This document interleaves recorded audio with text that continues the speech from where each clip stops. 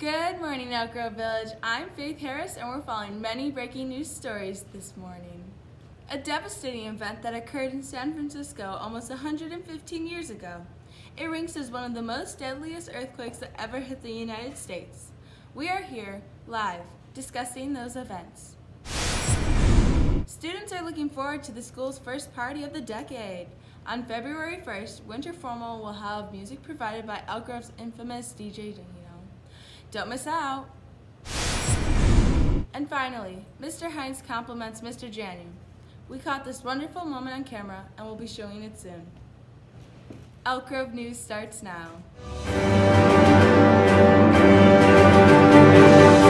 First up, we have a heartwarming video that has been long awaited for.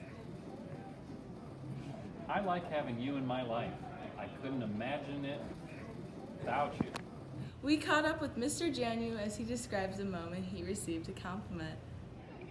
That's the nicest thing he has ever said to me. Right now, we have Saige Lewis, a historian, discussing the terrible events that happened a little over a century ago in San Francisco. Thank you so much for having me here today. Let's jump right in. So tell me about the event. At 5:12 a.m. on April 18, 1906, a horrible earthquake hit San Francisco, causing a traumatic firestorm to rage over miles of land. Its magnitude was estimated to be around 7.7 to 7.9. Articles from 1906 says that the earthquake lasted for 3 minutes, but more recently, articles suggested that in the latest time it lasted more than a minute. How did this earthquake start and where did it occur? The earthquake occurred off the northern coast of California, over 270 miles long. The land shook as the North American and Pacific plate rubbed together, and they slipped, so that caused the earthquake to help occur. And then the places that suffered the most damage were San Francisco, San Jose, Salinas, and Santa Rosa. Were people prepared for this earthquake, and why was it the most deadliest earthquake in the U.S.? Earthquakes are very common in California, even if they're always dangerous. What the people in California were prepared for was the size and damage it took, including the firestorm. It estimated that 700 children, men, and women perished, and 225,000 people became homeless, and countless were injured. New research and information shows that the people killed increased to 3,000.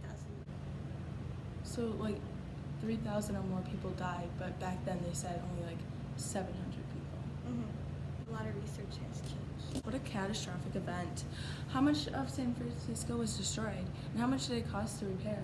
80% of San Francisco was destroyed from the earthquake and the fire.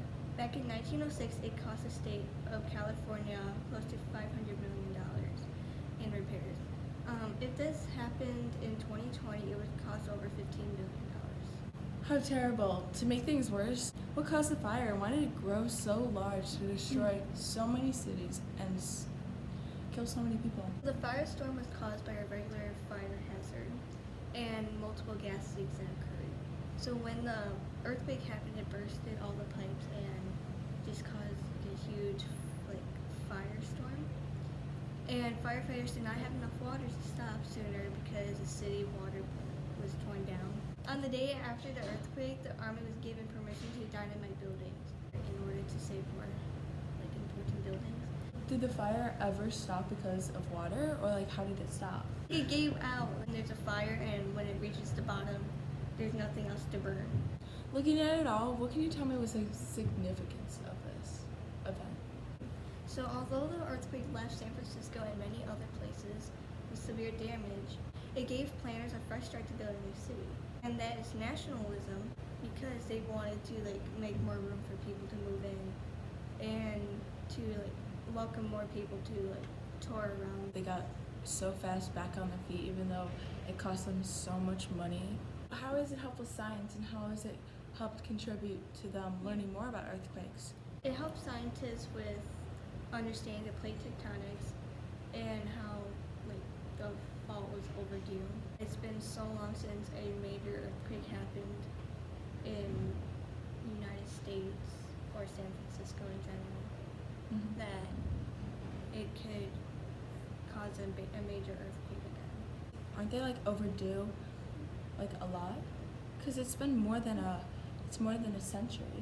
Mm-hmm. And I know there was one that happened a year ago or two, a couple of years ago. Not too But they're much. not major.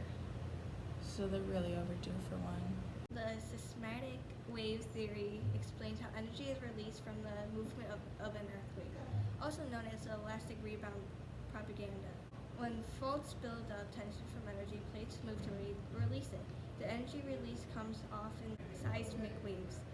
It further led them to create and produce the California Earthquake Early Warning System on October 17, 2019. It will alert you on your smartphones before expecting shaking is to occur and how far away it is from where you are. That is great news. Wow. I really hope that the device helps save hundreds of lives in the next upcoming earthquake. Thank you so much for joining us, Saige. Yeah, no problem. I'm your host, Faith Harris. Have a wonderful day.